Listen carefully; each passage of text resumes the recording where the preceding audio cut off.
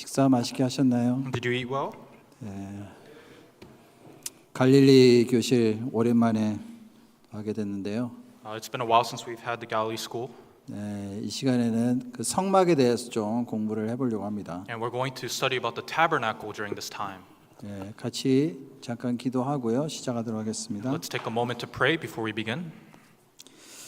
사랑이 많으신 자비로우시고 거룩하신 아버지 하나님 참으로 감사를 드립니다. Dear merciful and holy Father God, who so loves us, we thank you. 이 시간 또 성막을 함께 공부하며 또 교훈을 받고자 합니다. And we're going to study the tabernacle during this time and gain the lessons from it. 또 저들에게 필요한 또 말씀으로 인도해 주시고 또 하나님의 뜻을 분별할 수 있는 귀한 시간 될 수 있도록 도와주시옵소서. And please let this be a precious time where we can be guided and be able to discern what your will is. 모든 것 주님께 의탁드리며 예수님의 이름으로 기도드렸습니다. We entrust everything to you, Lord, and we pray in the name of Jesus Christ. 아멘. Amen. 출애굽기 40장 같이 찾아보시겠습니다. Let's open up to Exodus chapter 40. 출애굽기 40장 17절 Exodus chapter 40, verse 17. 17절부터 19절까지 제가 읽도록 하겠습니다. I'll read from verses 17 to verse 19. 제2년 정월 곧 그달 초 1일에 성막을 세우니라. And it came to pass in the first month of the second year, on the first day of the month, that the tabernacle was raised up. 모세가 성막을 세우되 그 받침들을 놓고 그 널판들을 세우고 그 띠를 띄우고 그 기둥들을 세우고 So Moses raised up the tabernacle, fastened its sockets, raised up its boards, put it in its bars, and raised up its pillars. 또 성막 위에 막을 펴고 그 위에 덮개를 덮으니 여호와께서 모세에게 명하신 대로 되니라. And he spread out the tent over the tabernacle and put the covering of the tent on top of it, as the Lord had commanded Moses. 그 성막은 구약 성경에 있어서 이스라엘 백성들에게 굉장히 중요한 의미를 가지고 있기 때문에 이것을 공부한다는 것은 굉장히 의미가 있을 것 같습니다. So for the Old Testament, the tabernacle had great meaning for the Jews, and it's very important for us to study it. 그 성막이라는 그 이름 뜻 자체가 거룩한 장막이라는 뜻입니다. And the word tabernacle means holy tent. 하나님과 함께 거하기 위해서 하나님이 허락하신 장소가 바로 성막입니다. It's a place that God had permitted, and it was a holy dwelling place for God. 그 출애굽기 전체 중에서도 이 성막에 대한 내용이 한 3분의 1을 차지하고 있습니다. And 1/3 of the entire book of Exodus is dedicated to the tabernacle. 그만큼 이스라엘 백성들에게 있어서 성막은 굉장히 중요한 위치를 차지하고 있습니다. So for the Israelites, the tabernacle was such an important aspect for them. 이 성막은요 하나님께서 명령하신 그대로 설계대로 지으라고 말씀하셨습니다. And God commanded to design the tabernacle according to the design that He had given. 그리고 이 성막은 그 정말 하나님께 자원하는 마음 그리고 감동된 사람들을 택해서 짓도록 하셨습니다. And God said that those who had a voluntary and inspired heart should come together to build this tabernacle. 그리고 이스라엘 백성들은 성막이 만들어진 이후부터는 이 성막을 중심으로 해서 생활을 했습니다. And after the creation of the tabernacle, the Israelites lived their life centered around it. 그 이스라엘 12지파가 있었죠. You know, there were 12 tribes of Israel. 그래서 그 세 지파씩 나눠서 네 방향으로 나눠 가지고 진을 치고 생활을 하는 모습을 볼 수가 있는데요. And you're able to see how the Israelites divided themselves into groups of 3, and they abided around the tabernacle. 그 그림을 한번 띄워 보시죠. And can you show the screen? 이런 식으로 이제 성막을 중심으로 해서 12지파가 그 진영을 만들어 놓고 생활하는 모습을 볼 수가 있습니다. So as you can see here, the 12 tribes gathered around the tabernacle, and they set up tents and abided around it. 자, 이 성막을 만드는 그 시점이 기록이 되어 있는데요. So it tells us here the time of which the tabernacle was made. 자, 출애굽기 40장 17절에 보면은 제2년 정월 곧 그달 초일일에 성막을 세우니라라고 말씀하셨어요. It says in the first month of the second year, on the first day of the month, the tabernacle was set up. 자, 이스라엘에게서 해 첫달은요, 첫날은 출애굽을 해서 나오는 날이 첫날로 정해져 있습니다. So the Israelites determined that the first month would be the first month in which they left the land of Egypt. 그 출애굽이 이루어지는 그 날을 시점으로 해서 그들의 삶이 새롭게 시작됐음을 우리에게 보여주는 거라고 할 수가 있습니다. So we can say that the first month, being the first month they experienced the Exodus, represents the first start of their new life. 근데 여기 보면은 2년 정월이라고 그랬죠. But it says here in the second year. 그 출애굽을 한 것을 기준해서 그 다음에 이 성막을 세우게 된 겁니다. So a year after experiencing the Exodus is when they built this tabernacle. 근데 잘 아시는 대로 출애굽을 할 때 그들이 마지막 10번째 재앙을 피할 수 있는 방법을 하나님 주셨는데 그것이 바로 유월절입니다. And you know that God had given them a way to escape the very last plague, the death of the firstborn, and that was the Passover. 하나님께서 명하신 대로 그 유월절 양을 죽여서 집안 문설주와 임방에다 발랐을 때 그들은 재앙을 피할 수가 있었잖아요. Right, we know as commanded by God, only when they killed the Passover lamb and put the blood on the doorposts and the lintels is when they could escape the plague. 그때부터는 이제 유월절이 되면은 항상 이 성막을 세워놓고 하나님께 제사를 드렸습니다. And from that point on, they started to set up the tabernacle and give offerings to God. 근데 성막을 세우기 전에 하나님이 주신 것이 바로 율법입니다. But before the tabernacle was given, they were given the law. 자, 율법을 통해서 그들은요, 내가 하나님 앞에서 정말 죄를 많이 지은 죄인이라는 것을 깨닫게 하시는 겁니다. And through the law, they understood how filthy of sinners they were before God. 그러면 그 죄를 해결하기 위한 방법으로 성막을 주신 거예요. And to resolve their problem of sin, this method of the tabernacle was given. 그리고 죄를 해결해야지만이 하나님과 거룩한 장막에서 거할 수 있도록 허락하신 겁니다. And he allowed it so that if their sin problem was resolved, they could dwell with God in this holy tent. 그리고 그 이후부터는 하나님과 친밀한 교제를 할 수가 있었던 겁니다. And afterwards, they could have intimate fellowship with God. 그것이 바로 성막이 우리에게 주는 아주 중요한 의미라고 할 수가 있습니다. And we can say that this is the important meaning behind the tabernacle.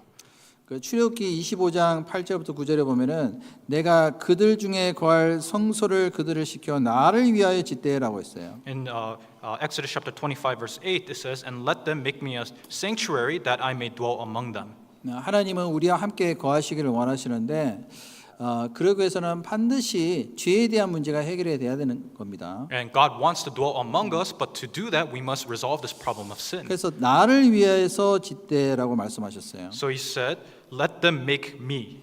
그리고 하나님께서 주신 그 식양대로 지으라고 했습니다. And it says, "You shall design it according to the pattern that he gives." 이것은 무엇을 의미하느냐 하면은 하나님이 정하신 방법대로 죄를 해결해야 됨을 말씀하시는 거예요. And this is teaching us that you must resolve your sin according to the method that God provides. 요즘에 사람들이 보면은 자기 나름대로 종교적인 행위라든지 또는 여러 가지 선행으로 죄를 해결하려고 하는 사람들이 있습니다. If you see people nowadays, they try to resolve their problem of sin through their religious or good works. 그런데 죄를 완전히 해결하기 위해서는 반드시 하나님께서 정하신 방법대로 해야 돼요. But to completely resolve your sin, you must do it according to the method that God has decided.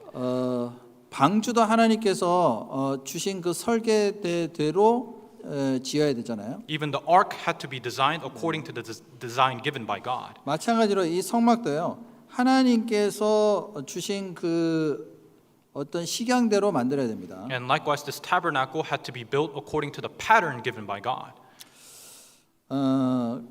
그리고 성경에 보면요. 출애굽기 35장 21절에 무릇 마음이 감동된 자와 무릇 자원하는 자가 와서 성막을 짓기 위하여 그 속에서 쓸 모든 것을 위하여 거룩한 옷을 위하여 예물을 가져 여호와께 드렸으니라고 돼 있어요. And in Exodus chapter 35 it says, "And everyone came whose heart was stirred, and everyone whose spirit was willing, and they brought the Lord's offering for the work of the tabernacle of meeting, for all its service, and for the holy garments." 자, 성막을 짓기 위해서 가장 필요한 첫 번째 마음의 자세는 마음이 감동된 자 그리고 무릇 자원하는 자가 와서 짓도록 하셨어요. So it says the attitude of your heart that you needed to build the tabernacle was first your heart needed to be stirred and you need to have a spirit that was willing.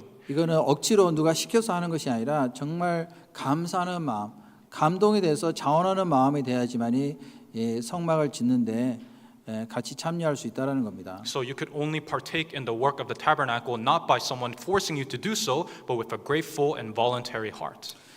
이것은 신약 시대에 구원받은 그리스도인이 모여 있는 교회의 모습을 가리키고 있습니다. And we can say that this is the image of the church, the gathering of the saints in the New Testament. 고린도후서 9장 7절에 보면은 각각 그 마음에 정한 대로 할 것이요 인색함으로나 억지로 하지 말지니 하나님은 즐겨내는 자를 사랑한다라고 말씀하셨어요. In 2 Corinthians chapter 9 verse 7 it says, "So let each one give as he purposes in his heart, not grudgingly or of necessity, for God loves a cheerful giver." 자, 교회 안에서도요. 성도들이 정말 자원하는 마음, 또 기쁜 마음, 그리고 감사하는 마음이 돼야지만이 하나님의 일에 동참할 수가 있는 겁니다. And likewise in the church, only when the saints have a voluntary, joyful, and happy heart is when they can give and glorify God. 억지로 한다든지 형식적으로 또는 의무적으로 하면요. 자기에게도 유익이 안 되고 다른 사람에게도 유익이 안 됩니다. If you do it out of force or if you do it just out of sense of duty, it does not profit you nor does it profit others. 그리고 하나님께서도 그것을요 받으시지 않습니다. And God does not accept that either. 자, 그래서 이제 성막은 하나님이 주신 식양대로 만들어야 됩니다. So you had to build the tabernacle according to the pattern given by God. 그리고 자원하는 마음에 거기 동참을 해야 됩니다. And you need to do it with a willing heart. 자, 그리고 그곳에서 하나님이 만나 주시는데요. 이것은 바로 교회를 예표한다라고 할 수가 있어요. And that is where you meet God, and that is a foreshadowing of the church. 그래서 하나님께서 성막을 짓기 전에 정확한 설계도를 주셨습니다. And before the tabernacle was given, God gave an exact blueprint. 그래서 아까 읽은 그 출애굽기 40장 18절에 보면은 모세가 성막을 세우되 그 받침들을 놓고 그 널판들을 세우고 그 띠를 띄우고 그 기둥들을 세우고. So as we read in Exodus chapter 40 verse 18 it says, so Moses raised up the tabernacle, fastened its sockets, set up its boards, put in its bars and raised up its pillars. 여기 보면은 세운다는 말씀이 무려 3번이나 반복되고 있습니다. And if you look here, the word set up appears or 3 times. 자, 교회를 세우신 분이 하나님이시죠. So we know God is the one who set up. 또 교회 안에서 일꾼을 세우신 분도 하나님이십니다. Right? God is the one who sets up workers as well. 말씀을 세우신 분도 하나님이시고 그리고 가정을 세우신 분도 하나님이십니다. God sets up His word, and God also sets up the family. 국가를 세우신 분도 하나님이시죠. And God also sets up the nation. 그래서 하나님이 세우신 그 가운데서 질서 가운데 우리가 함께 순종하는 것이 가장 조화롭고 아름다운 모습이라고 할 수가 있습니다. So the most harmonious and most beautiful image is when we set up things according to the order of God. 그래서 모세는요 하나님께서 주신 그 설계대로 세웠습니다. So according to the design given by God, Moses built the tabernacle. 이게 이제 성막의 전체적인 구조인데요. So we can see this is the dimensions of the tabernacle. 성막의 바깥뜰 이 길이가요. 길이가 성경에 이제 100규빗이라고 되어 있는데 한 규빗에 50cm라고 따지면은 한 50m 정도 됩니다. So they said that the outer court of the tabernacle, you can see here, was 100 cubits long, and if you use that, if you convert that, that's around 50 meters. 그리고 동쪽과 서쪽, 동쪽하고 이쪽이 동쪽이죠. 동쪽하고 서쪽 이 길이가 이제 50규빗이기 때문에 25m 정도라고 보시면 되겠습니다. And they say that for the east and the west, if you look at the dimensions, it is 25 meters long. 그리고 여기 이제 울타리에 보면은 기둥이 세워져 있습니다. And if you look at the fence, there are pillars. 기둥이 남쪽하고 북쪽에는 20개씩 돼 있습니다. 20개. So the north and the south, there are 20 pillars. 그리고 동쪽하고 북쪽은요 10개씩 돼 있습니다. And then for the east and the west, there are 10. 총 몇 개죠? So total how many? 60개로 돼 있습니다. There were 60 total pillars. 지금 주무시는 거 아니죠? You're not sleeping right now, are you? 계산 잘 하셔야 됩니다. You have to calculate well. 그리고 여기 이제 중요한 게 뭐냐면요. 이게 하나님이 다 그 설계하신 거예요. And what's important is to note is that God designed it this way. 여기 보면은 문이 딱 하나 있습니다. So there's only one door, 그 동쪽에 있어요. and 문이. it's on the east side. 이렇게 이제 문이 이 문의 넓이도 하나님이 딱 정해 놓으셨습니다. And God even determined the width of the door. 그러니까 20규빗인데요. 그 한 10m 정도 됩니다. So if it's 20 cubits, it's around 10 meters long. 그러니까 여기서 여기까지 정도 이렇게 보시면 됩니다. So you can see it from around there to there. 높이는 한 5규빗이니까 50규빗이니까요. 여기 50규빗 잘못됐는데 5규빗 한 2.5m 정도 됩니다. So they say that the height of it was around 2.5 meters high. 그래서 이 문은 무엇을 의미하느냐 하면은 자, 성막에 들어가는 문은 이거 하나밖에 없습니다. So what this represents is that to go into the tabernacle, there's only one way. 예수님이 말씀하시기를 나는 곧 양의 문이라고 말씀하셨거든요. And we know that Jesus says that he's the door of the sheep. 내가 문이니 누구든지 나로 말미암아 들어가면 구원을 얻고 또는 들어가며 나오며 꼴을 얻으리라. It says, I am the door. If anyone enters by me, he will be saved and will go in and out and find pasture. 그래서 예수님을 통해서만이 구원받을 수 있다라고 우리에게 말씀하시는 겁니다. So this is telling us that only through Jesus can we be saved. 오늘 이제 오전에도 배웠지만은 예수님께서 말씀하시기를 내가 곧 길이요 진리요 생명이니 나로 말미암지 않고는 아버지께로 올 자가 없다라고 말씀하셨습니다. And we learned in the morning, but Jesus said, I am the way, the truth, and the life. No one comes to the Father except through me. 그래서 성막도 문이 딱 하나밖에 없어요. So in the tabernacle, there's only one door. 다른 이로는 구원을 얻을 자가 없다고 그랬잖아요. He said, there's no salvation except through him. 그리고 하나님과 우리 사이에 중보도 한 분밖에 없다라고 했습니다. And he said, there's only one mediator between us and God. 그래서 노아 홍수 때 하나님께서 방주를 지으라고 했는데 방주의 문도 하나밖에 없습니다. And during the time of the flood, God told Noah to build an ark, and there was only one way in. 그런데 방주의 문을 만들라고 하신 분도 하나님이시지만은 문을 닫으신 분도 하나님이십니다. And it was God who told them to build the door of the ark, but it was also God who closed the door of the ark. 창세기 7장 16절에 보면은 들어간 것들의 모든 것의 암수라 하나님이 그에게 명하신대로 들어가매 여호와께서 그를 닫아 넣으시니라. In Genesis chapter 7 it says, so those that entered, male and female of all flesh, went in as God had commanded him, and the Lord shut him in. 그러니까 구원의 문을 열어 주신 분도 하나님이시고 그리고 닫으신 분도 하나님이시라는 겁니다. So it is God who opens the door of salvation, but it is also God who closes it. 그러니까 구원의 문이 항상 열려 있는 것이 아니고 언젠가는 하나님 닫아 버리십니다. So it's not that the door of salvation is always open. One day God will close it. 그래서 마태복음 25장 10절에 보면은 신랑이 오므로 예비하였던 자들은 함께 혼인 잔치에 들어가고 문은 닫힌지라. And in Matthew chapter 25 it says, and while they went to buy, the bridegroom came, and those who were ready with him went in with him to the wedding, and the door was shut. 자, 혼인 잔치는 물론 구원받은 그리스도인들이 천국에 들어갔을 때 잔치를 벌이는 그런 모습을 우리에게 설명하는 겁니다. So this wedding feast here represents the wedding feast that saved Christians will experience when they go to heaven. 그런데 예수님이 재림하시고 난 다음에는요, 더 이상 구원받을 수 있는 기회가 없습니다. But after Jesus returns, there is no longer a chance to be saved. 하나님이 닫아버리시는 거예요. God will close it. 근데 지금은 이제 열려 있죠. But right now it's open. 하나님은 오래 참고 기다리시는 겁니다. God is long suffering and is patient. 근데 이 문이 어디 있었냐면은 동쪽에 있어요. But that door was on the east side. 해가 어디서부터 떠오르죠? Where does the sun come up from? 해가 어디서 떠오르죠? Where does the sun come up from? 주무시는 거 아니죠? Are you sleeping? 동쪽에서 떠오릅니다. It comes from the east. 이것은 무엇을 의미할까요? And what does that represent? 성경에 보면은 예수님을 해라고 표현하신 말씀이 있어요. If you look in the Bible, it describes Jesus as the sun. 말라기 4장 2절에 보면은 내 이름을 경외하는 너에게는 의로운 해가 떠올라서 치료하는 광선을 발하리니 너희가 나가서 외양간에서 나온 송아지같이 뛰리라. In Malachi chapter 4 verse 2 it says, but to you who fear my name, the Son of Righteousness shall arise with healing in his wings, and you shall go out and grow fat like stall-fed calves. 자, 여기 My name the Son이라고 있는데 바로 예수님을 가리키고 있습니다. So it says, my name the Son, and that's referring to Jesus. 그래서 예수님이 태양이 되셨기 때문에 동쪽으로 떠오르잖아요. And because Jesus is the sun comes up from the east. 그래서 문을 동쪽에다가 만들라고 말씀하신 거예요. So he said to make the door on the east side. 그리고 동쪽에는 어떤 지파가 있느냐 하면은 유다 지파가 있습니다. And if you look at the east side, there is the tribe of Judah. 그래서 민수기 2장 3절에 보면은 동방해 돋는 편에 진칠자는 그 군대대로 유다의 진기에 속한 자라고 했어요. And it says on the east side towards the rising of the sun, those of the standard of the forces with Judah shall camp. 이것은 예수님이 유다 지파를 통해서 오실 것을 말씀하시는 겁니다. And this is telling us that Jesus would come through the tribe of Judah. 그러니까 이것이 다 이유가 있는 겁니다. So all of this has a reason for it. 그래서 이 입구를 통해서 딱 들어오면은 가장 먼저 나오는 것이 번제단입니다. And if you go through the entrance, the first thing that you find is the altar of burnt offering. 아까도 말씀드렸지만 이게 동쪽이고 입구가 상당히 넓습니다. So I mentioned this is the entrance, and the entrance is very wide.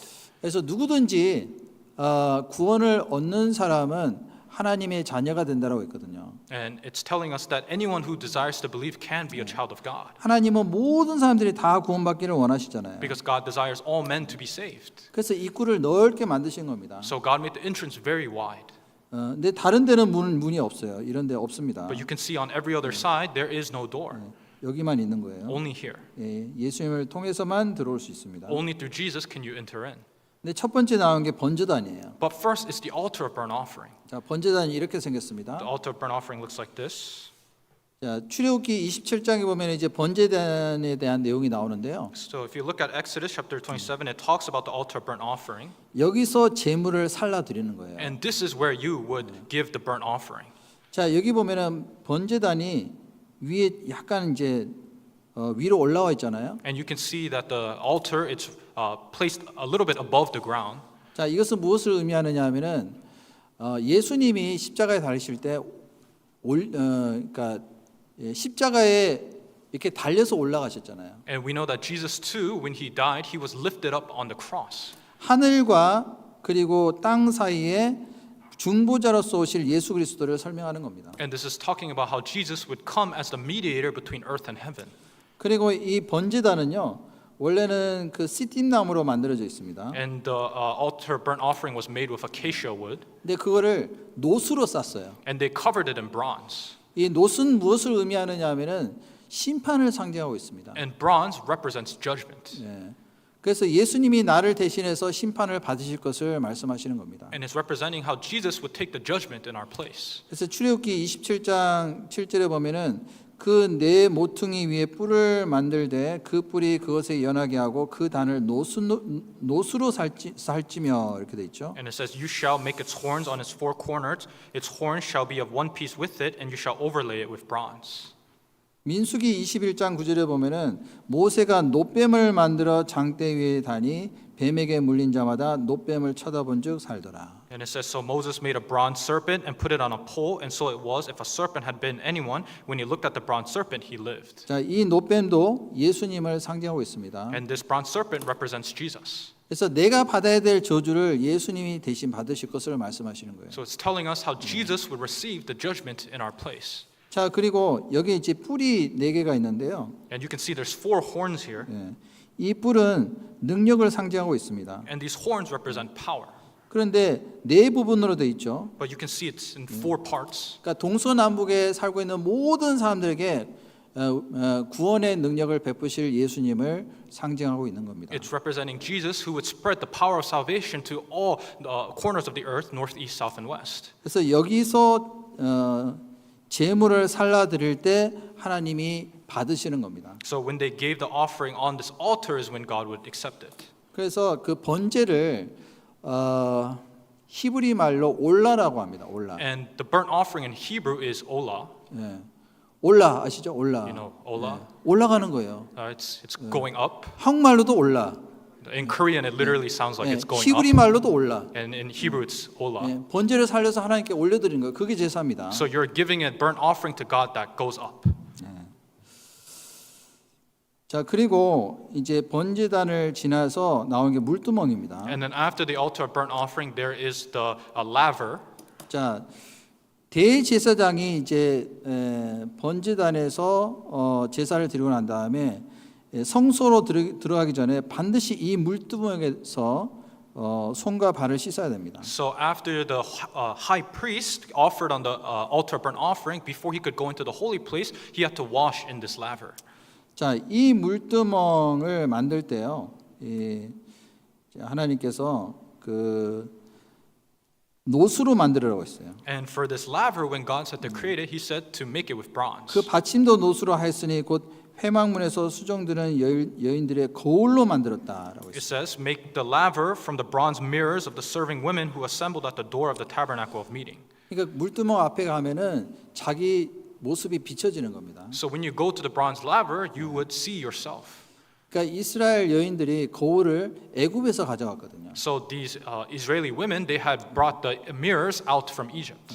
그래서 이 거울로 물두멍을 만들었기 때문에 자기가 이제 그 자기의 모습을 볼 수가 있는 겁니다. And they had built this laver out of these mirrors and they could reflect themselves on it. 그래서 자기의 모습을 비춰보고 만약에 더러운 것이 있으면은 물로 씻는 거예요. So they would examine themselves. If there's anything filthy about themselves, they would wash themselves. 그래서 에베소서 5장 26절에 보면은 이는 곧 물로 씻어 말씀으로 깨끗하게 하사 거룩하게 하시고 그런 말씀이 있거든요. So in Ephesians chapter 5 verse 26 it says that he might sanctify and cleanse her with the washing of water by the word. 자, 하나님 앞에서 번제단을 통해서 죄가 해결된 사람은요. 하나님 앞에서 만약에 생활 가운데 있는 죄도요. 하나님께 계속 날마다 씻어야 될 것을 말씀하시는 겁니다. So it's talking about how those who have their sins resolved by the offering of the altar of burnt offering, even the sins of their daily lives, they must bring it and be cleansed before God. 자, 그것이 물두멍이 하는 역할이며 의미라고 할 수가 있어요. So we can say that is the role and the meaning behind this laver. 자, 그리고 물두멍을 지나면 뭐가 있죠? And then after the laver, what do you see? 성소가 있고 지성소가 있습니다. So there is the holy place and the most holy place. 성소와 지성소는요.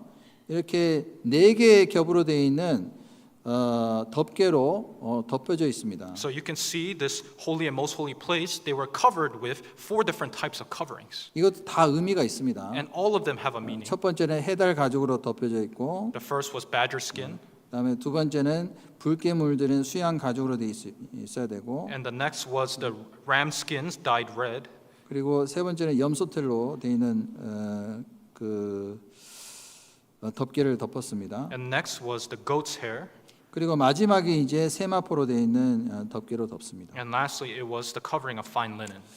그러니까 위에 있는 요 해달 가죽이라든지 수양 가죽, 염소털은요. 우리가 보기에는 굉장히 초라한 모습이에요. And if you look at the badger or the ram or the goat's hair, in our eyes it looks very lowly. 이것은 예수님의 인성을 가리키고 있습니다. And this is talking about the humanity of Jesus. 예수님은 이 땅에 오실 때 굉장히 비천하고 초라한 모습으로 오셨잖아요. We know Jesus when he came to this world came in such a lowly and shabby form. 근데 세마포라는 것은 거룩하심을 나타내는 겁니다. But the fine linen represents his holiness. 예수님은 죄가 없으신 분이잖아요. Jesus had no sin. 사람들이 봤을 때는 겉으로는 초라하지만은 예수님은 죄가 없으신 거룩하신 분이셨습니다. In the eyes of people he looked very shabby, but we know that Jesus was holy and had no sin. 그래서 이것을 통해서 예수님의 초림을 우리가 이해할 수 있다라고 볼 수가 있습니다. So we can understand the first coming of Jesus by looking at this. 그런데 이 성소에 들어가면요 이렇게 생긴 거예요. But if you go into this holy place, it looks like this. 성막의 바깥쪽은 굉장히 초라하지만 안쪽에는요 벽은 금으로 장식되어 있습니다. So the outside of the tabernacle looked very shabby, but you go inside and it was layered with gold. 그리고 이 안에 그 등대가 있습니다. And there was a lampstand there. 등대를 딱 밝히면요 굉장히 화려합니다. And if you light the lamp, then it would become very bright. 그러니까 이것은요 예수님의 신성을 상징하고 있는 거예요. And this represents Jesus' divinity. 그리고 예수님의 영광스러운 모습을 상징하고 있습니다. And this is also the glorious image of Jesus. 그리고 이거는 부활을 상징한다고 볼 수도 있어요. And we can also view this as a representation of the resurrection. 그리고 안에 들어가면 굉장히 조용합니다. And if you go in, it's very quiet. 그래서 이 성소 안에는요, 이 등잔대가 있고 떡상이 있고 분향단이 있습니다. So you go in, there's a lampstand, the table of the showbread, and the altar for the incense. 자, 이 떡상은 무엇을 의미하느냐면은, 자, 이 떡이요, 12덩이 떡을 6개씩 2개로 이렇게 나눠서 이렇게 이제 진설해 놨습니다. And there were 12 pieces of bread, and they would divide it into two columns, and each column had 6 rows. 이 12개 그 떡덩이는요, 이스라엘의 12지파를 상징하고 있습니다. And the 12 pieces of bread represents the 12 tribes of Israel. 그리고 떡 자체는 생명의 떡이신 예수님을 상징하고 있습니다. And the bread represents Jesus, who is the bread of life. 근데 그냥 떡이 아니라 누룩이 없는 떡. But it's not just any type of bread, it's unleavened bread. 그리고 고운 가루로 빻아서 만든 떡이에요. And it was made with fine grained powder. 그리고 거기 이제 기름을 섞어서 이렇게 만드는 겁니다. And they would mix it up with oil. 자, 누룩이 없다라는 것은 무엇을 의미할까요? And what does it represent for it to be unleavened? 죄가 없으신 예수님의 모습을 가리키고 있는 겁니다. It's representing Jesus who had no sin. 자, 고운 가루로 만들었다는 것은 무엇을 의미할까요? And what does it mean to be crushed with fine flour? 예수님은 몸이 완전히 부서졌잖아요. We know Jesus' entire body was broken. 자기 자신을 완전히 희생해서 드린 겁니다. He completely sacrificed his body and gave it for us. 근데 거기에 기름을 섞어야 돼요. But you have to mix it with oil. 기름은 성령을 상징하고 있습니다. And the oil represents the Holy Spirit. 그래서 우리가 성령으로 하나가 될 수 있잖아요. And we're able to become one through the Holy Spirit. 그래서 이거는 교회를 상징하고 있는 겁니다. And this represents the church. 우리도 한 사람 한 사람이 사실은 고운 가루라고 할 수가 있거든요. And we can say each of us, one by one, are fine flour. 그런데 성령으로 우리가 하나 되는 그 가운데서 또한 또 다른 생명을 탄생할 수 있는 겁니다. But by gathering together through oil, we're able to breathe new life. 출애굽기 40장 22절 한번 보실까요? 40장 22절. Let's look at Exodus chapter 30. 22. Exodus chapter 40 verse 22. Exodus chapter 40, verse 22. 22절부터 23절 좀 읽어 주시죠. I'll read Exodus chapter 40 from verse 22 to 23. He put the table in the tabernacle of meeting on the north side of the tabernacle outside the veil, and he set the bread in order upon it before the Lord, as the Lord had commanded Moses. 자, 그래서 이 떡은요, 이스라엘 백성들에게도 하나님이 40년 광야 생활을 하는 동안에 하늘에서 내려주셨어요. And we know that there was bread that God had given to the Israelites from heaven for 40 years in the wilderness. 그래서 예수님께서도 말씀하시기를 나는 하늘에서 내려온 산떡이라고 그랬거든요. And Jesus said he is the living bread of heaven. 그리고 요한복음 6장 35절에 보면은 내가 곧 생명의 떡이니 내게 오는 자는 결코 줄이지 아니할 터이요라고 말씀하셨어요. And Jesus said, I am the bread of life. He who comes to me shall never hunger, and he who believes in me shall never thirst. 예수님은 어디서 탄생하셨죠? Where was Jesus born?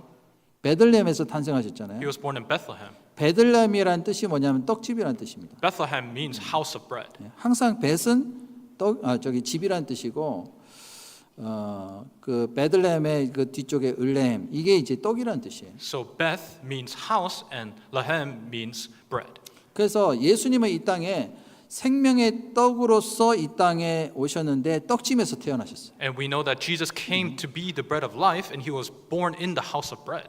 그래서 예수님의 하실 일을 믿는 자는 그것을 통해서 영생을 얻게 될 것을 말씀하시는 겁니다. And he who believes in what he has done shall gain eternal life. 근데 구원받은 이후에도 우리가 떡이 필요할까요? 안 할까요? But even after our salvation, do you think we need bread or not? 계속 떡이 필요하거든요. We need continuous bread. 이스라엘 백성들이 광야 생활을 하는 동안에도 계속 먹었잖아요. The Israelites, as they lived in the wilderness, they continually ate bread. 그래서 시편 107편 9절에 보면은 저가 사모하는 영혼을 만족해 하시며 줄인 영혼에게 좋은 것으로 채워 주심이로다. In Psalm 107 verse 9 it says, For he satisfies the longing soul and fills the hungry soul with goodness. 그래서 우리가 매일매일 영혼을 위한 양식을 먹는다는 것이 굉장히 중요합니다. So it's so important daily that we eat the food for our spiritual soul. 매일매일 성경 읽으시나요? Right? Do you read the Bible every day? 요즘에 맥체인 성경 읽기 우리가 계속 하고 있는데요. 계속 우리가 꾸준히 읽는다는 것이 중요하거든요. I heard many people are doing the McChain Bible reading plan, but it's so important for us to read consistently. 우리가 하루라도 밥을 안 먹으면 힘이 없어지잖아요. Right? If you don't read even for a day, then you have no strength. 그래서 If you don't eat for a day, you have no strength. 영적으로도 우리는 계속 말씀을 먹어야 됩니다. So spiritually, we need to keep eating the word. 그렇지 않으면 절대로 이길 수가 없어요. If you don't, then you cannot overcome. 예수님께서 그 사단에게 시험 받으실 때도 40일 동안 굶주리셨지만은 말씀으로 이기셨습니다. And Jesus likewise, when he was tempted by the devil, he fasted for 40 days, but he overcame with the word. 그래서 첫 번째 시험을 말씀으로 이기셨습니다. So he overcame the first temptation with the word. 사람이 떡으로만 살 것이 아니요 여호와 입에서 나오는 모든 말씀으로 살 것이니라. It says, Man shall not live by bread alone, but by every word that proceeds from the mouth of God. 그래서 우리도요 이 세상에서 필요한 영적인 떡이 결국에는 세상을 이길 수 있는 힘이 되는 겁니다. So the spiritual food that we eat while we live on this earth is what gives us the strength to overcome this world. 자, 그것이 바로 진설병 그 떡상이 의미하는 내용이라고 할 수가 있습니다. And we can say that is what is represented by the showbread or the table of the showbread. 자, 그리고 이제 성소 안에 분향단이 있는데요. And then there is the altar of gold for the incense. 이 분향단은 지난번에 우리가 자세히 공부를 했습니다. And we studied this in detail last time.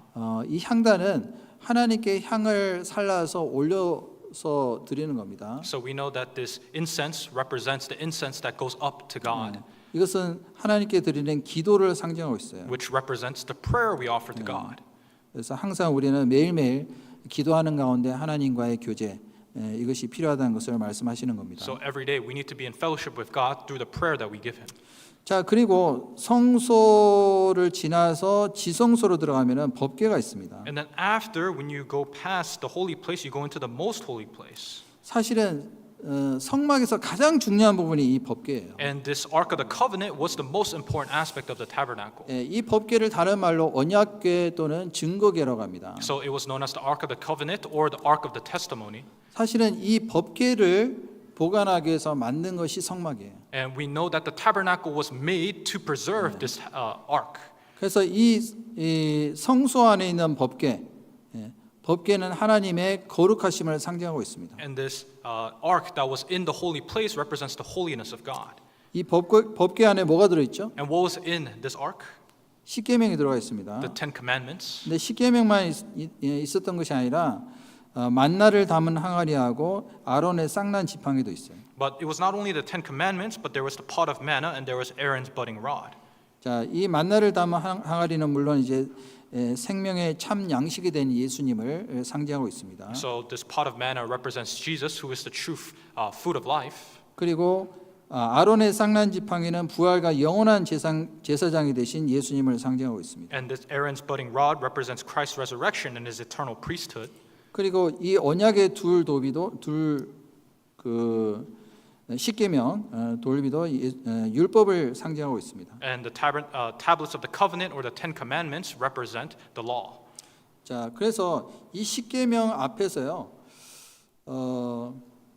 거룩하신 그 하나님 앞에서 제사를 드려야 되는데 피를 흘림으로 인해서 하나님께 용서함을 받을 수가 있는 거예요. So before the law, you had to give a holy offering to God, but only when you gave it of blood is when God would forgive you. 그래서 제사장이 성소로 들어가서요, 피를 가진 그 성소에 들어가서 피를 7번 뿌립니다. So what would happen was that the priest would go in with blood and he would sprinkle it on the ark 7 times. 어디다 뿌리냐면은 이 법궤를 덮고 있는 시은자 위에다가 뿌리는 거예요. And they would sprinkle it on the mercy seat that was on top of the ark of the covenant. 그래서 하나님의 은혜로 말미암아 구원을 받을 것을 말씀하시는 겁니다. And this is representing the salvation that is obtained through the grace of God. 근데 여기 보면은 천사가 2명 있죠. And you can see here there's 2 angels.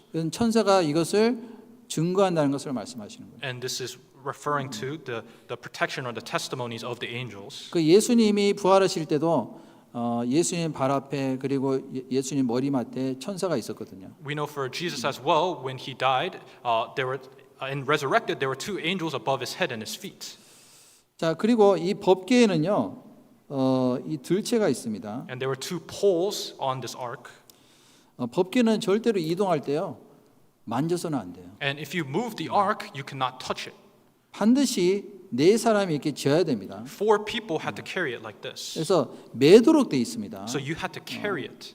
한 사람이 맬 수가 없어요. But one person cannot do it. 반드시 4사람이 어깨에 매야 됩니다. 4 people had to carry it on their shoulders. 자, 이것은 무엇을 의미할까요? And what does this represent? 하나님의 그 법 앞에서 자기 자신을 완전히 굴복하고 그리고 연합된 사람들을 통해서 하나님 역사하시는 거예요. So it's talking about how you must completely submit yourself before the law of God, and it's also representing the unity of us together. 예수님은 말씀하시기를 나는 마음이 온유하고 겸손하니 나의 멍에를 메고 내게 배우라 그랬거든요. And Jesus himself said, I am gentle and lonely in heart. He who bears my yoke will find rest for your souls. 예수님도 십자가를 메시고 골고다 언덕에 올라가셨잖아요. And Jesus also bore the cross and he went on the hill of Golgotha. 우리도 예수님과 같이 온유하고 겸손한 마음으로 멍에를 메야 될 것을 말씀하시는 겁니다. And it's also telling us, like Jesus, we must have a gentle and lonely heart and bear our yokes.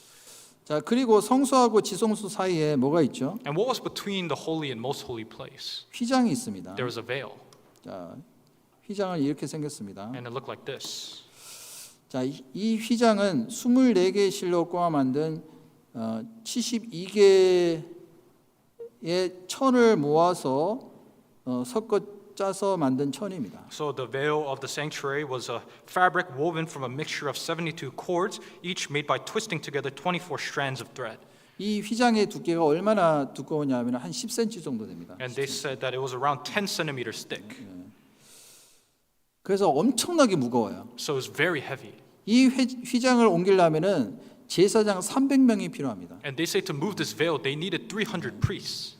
그래서 이 휘장은 너무나도 견고하기 때문에 찢어질 가능성이 전혀 없습니다. And because it's so thick and heavy, there was no possibility that it could be torn. 그런데 예수님이 돌아가실 때 이 휘장이 찢어졌어요. But when Jesus died, this veil was torn in two.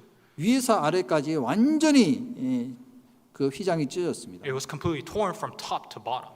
그 마가복음 15장 37절에 보시면요. 예수께서 큰 소리를 지르시고 운명하시다. 이에 성소 휘장이 위에서부터 아래까지 찢어져 둘이 된지라. And in Mark chapter 15 it says, and Jesus cried out with a loud voice and breathed his last, and the veil of the temple was torn in two from top to bottom. 이 휘장은 무엇을 의미할까요? What does this veil represent? 이것도 예수님의 육체를 가리키고 있습니다. This represents Jesus' flesh.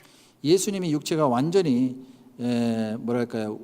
우리를 구원하신 그 일을 위해서 그 고난을 당하셨잖아요. We know that Jesus, his flesh, bore all that pain for the sake of saving us.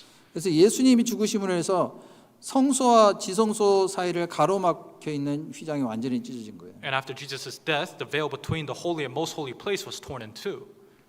그 히브리서 한번 찾아보실까요? 히브리서 10장 And let's go to Hebrews chapter 10, 10장 19절. verse 19. 히브리서 10장 19절. Hebrews chapter 10, verse 19, 19절부터 20절 말씀 from verse 19 to 20. 읽으시죠? I'll read. Therefore, brethren, having boldness to enter the holiest by the blood of Jesus, by a new and living way which he consecrated for us through the veil that is his flesh. 예, 그래서 여기 보면은 예수님의 피를 힘입어 성소에 들어갈 담력을 얻었다 그랬잖아요. It says that he has given us the boldness to enter the holiest by the blood of Jesus. 그리고 우리가 구약 시대에는 염소와 송아지의 피로 그때 당시에는 죄를 해결했지만은 이제는 예수님의 피로 단번에 우리가 성소에 들어갈 수 있는 담력을 얻은 겁니다. So in the Old Testament, they receive forgiveness through the blood of goats and calves, but we know through Jesus, through his death once for all, we have gained this boldness. 그래서 구약 시대에 그 하나님께서 우리에게 주신 그 제사법은요. 장차올 좋은 일의 그림자라고 있습니다. So it says the law that was given in the Old Testament was a shadow of the things to come. 자, 그래서 이제 정리를 한번 해보겠습니다. So let's organize it together. 자, 성소에서 성소 들어가면 문을 통과해서 들어가야 되죠. So to go into the tabernacle, you have to go through the gate. 자, 우리를 구원하실 유일한 통로가 바로 예수님입니다. And it represents Jesus, who's the only way of our salvation. 그래서 이것도 이제 문도 예수님을 상징하고 있습니다. So this gate represents Jesus. 자, 이 번제단 또한 예수님의 십자가 희생을 상징하고 있습니다. And the altar represents the cross and sacrifice. 그리고 이 물두멍은 말씀을 통해서 우리가 신앙생활 하는 가운데 자기 자신을 계속 성결하게 만드는 그런 모습을 우리에게 말씀하시는 겁니다. And the laver represents how in our Christian life we are continually cleansed through the word. 그리고 떡상은요, 우리를 살리시는 그 생명의 양식, 말씀을 의미하고 있고 예수님을 의미하고 있습니다. And the showbread represents the bread of life that saves us, Jesus. 그리고 휘장은 아까도 말씀드렸지만 우리를 위해서 예수님이 완전히 찢기셨잖아요. And we know, we just talked about it, the veil that represents Jesus' broken body, 예수님을 상징하고 있습니다. that represents Jesus as well. 그리고 법궤, 이거는 하나님의 완전한 언약과 하나님의 인자하심을 상징하고 있습니다. And the ark represents God's perfect presence and his grace. 자, 이 모든 것이 다 예수님의 그림자예요. And this is all the shadow of Jesus. 자, 더 놀라운 것은 자, 이 성막을 중심으로 해서 이스라엘이 12지파가 진을 만들어 가지고 그 캠프를 했습니다. And we know that centered around this tabernacle, the tribes of Israel, they made tents around the tabernacle. 그런데 이쪽이 좀 길죠. But you see, one side is long, right? 왜냐하면 여기가 동쪽이거든요. Because this is the east side. 예수님이 유다 지파가 제일 많습니다. And the tribe of Judah had the most amount of people. 유다 지파를 통해서 오셨잖아요. Jesus came through the tribe of Judah. 그래서 성막의 문이 어디에 나 있다고요? So where was the door of the tabernacle? 동쪽에 나 있습니다. The eastern side.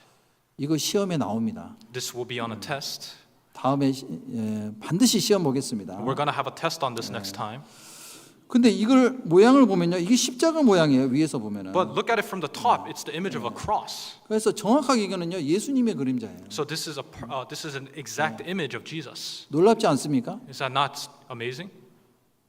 별로 감동이 되셔야 되는데요. 여기서. This should be very moving. 예. 이게 하나님의 섭리예요. This is the providence of God. 오늘 오전에 다 공부했잖아요. All right, we learned it in the morning. 하나님이 미리 예비하시고 준비하시고 앞서 행하신 겁니다. God prepared ahead of time. He has been before us. 그러니까 우연이라는 것은 아무것도 없는 거예요. So there's nothing that is a coincidence. 자, 그래서 이 성막을 보면 볼수록 야, 하나님의 정말 정확하신 그 언약의 말씀과 계획이 예수님을 통해서 이루어졌구나라는 것을 우리가 깨달을 수 있는 겁니다. So we're able to see through the tabernacle the exact covenant and plans that God prepared through Jesus. 자, 그래서요, 성막을 우리가 자세히 공부할 필요가 있어요. So we need to study the tabernacle in detail. 오늘은 맛보기만 이렇게 말씀드린 겁니다. So I've really only given you the surface level things. 다음 시간에 성막 2를 할 거예요. So we'll do tabernacle session 2 next time. 그때는 이제 그 성막 그 울타리 있죠, 널반 그리고 밑 받침대에 대한 말씀을 드리려고 그래요. So next time we'll talk about the fence that was put around the tabernacle and what the base plates and what the pillars represent. 그 분향단에 대해서도 좀 말씀드리려고 합니다. And we'll talk about 인센스. the incense as well next time. 그 영상 한번 보고 마치도록 하겠습니다. And we'll watch a video and we'll end.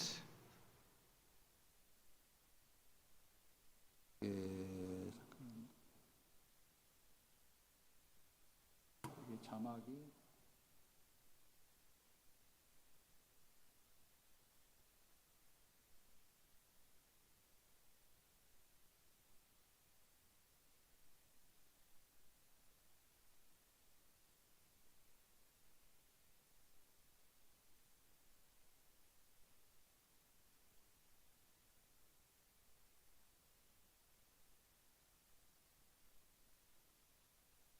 소리가 안 나와요.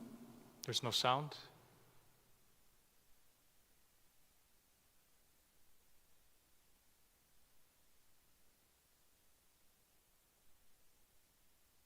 The tabernacle, Hamishkan. The Hebrew word means dwelling place. It was where God dwelled with his people, and its elements show us how to relate with God. After delivering the Israelites from slavery in Egypt, God gave them detailed instructions on how to build this dwelling.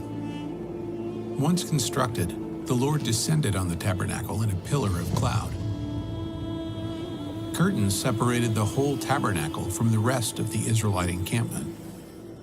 In this courtyard was the tabernacle's largest piece of furniture, the altar. A wooden box covered with bronze, the altar was shaped as a square, measuring approximately 7.5 feet long and 7.5 feet wide. From top to bottom, it stood about 4.5 feet. Hollow space inside the box allowed priests to insert coals. Above was a bronze grating where priests would lay animals for sacrifice.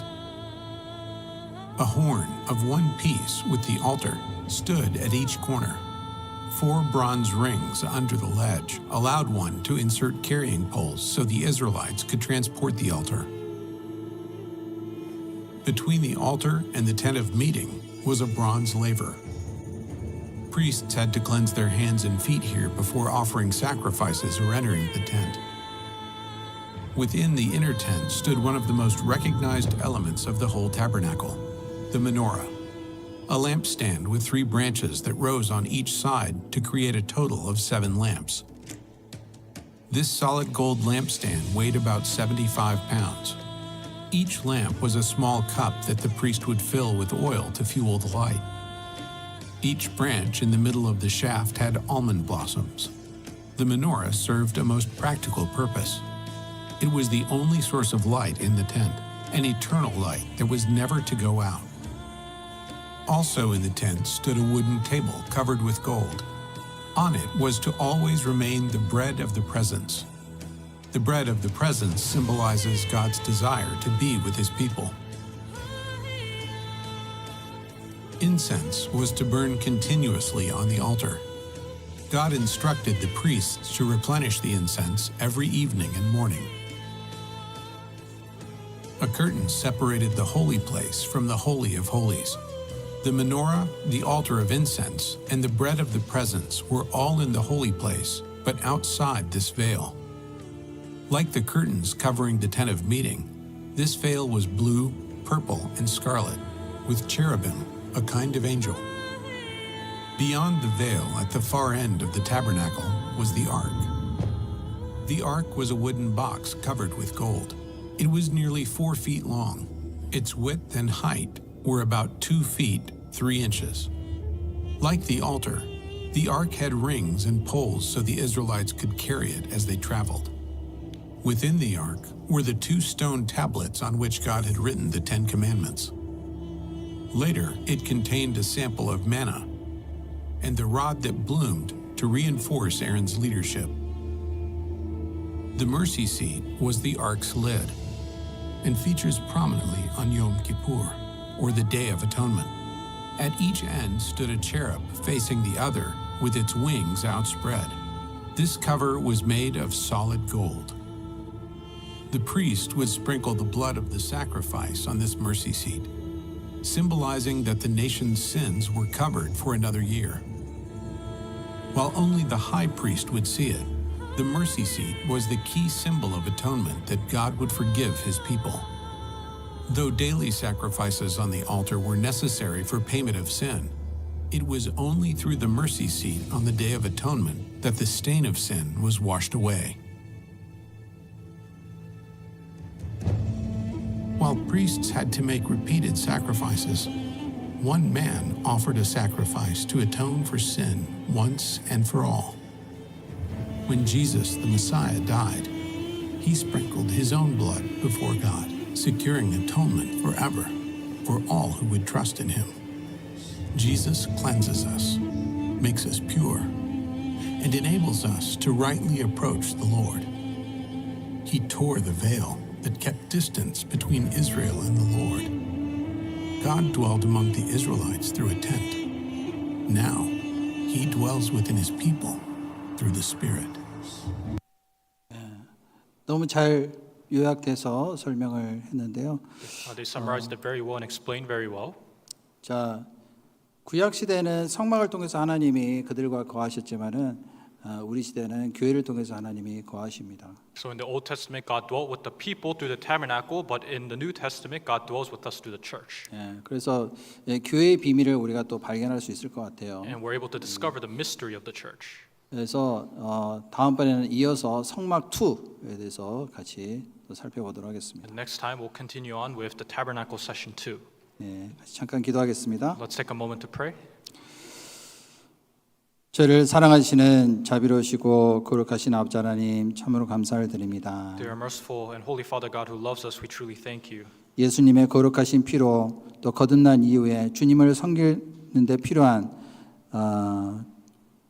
또 지혜와 능력으로서 충만히 채우셨기를 간절히 원합니다. We ask that you fill us up with wisdom and the Holy Spirit so that we have what is necessary to properly serve you. 또 교회를 통해서 역사하시는 하나님의 능력을 발견하고 또한 그 가운데 온전해질 수 있도록 도와주기를 간절히 원합니다. And we earnestly desire that we're able to discover your power through the church and that we're able to properly be used for it. 또 교회를 통해서 더 많은 사람들에게 복음을 전하는 그 일을 하시는 그 하나님을 항상 의지하는 가운데 쓰임 받기를 간절히 원합니다. And we earnestly desire to be used within the church which you use to preach the gospel to many people. 모든 것 감사드리며 예수님의 이름으로 We 기도드렸습니다. thank you for all things and we pray in the name of Jesus. 아멘. 예, 감사합니다. 수고하셨습니다. Thank you.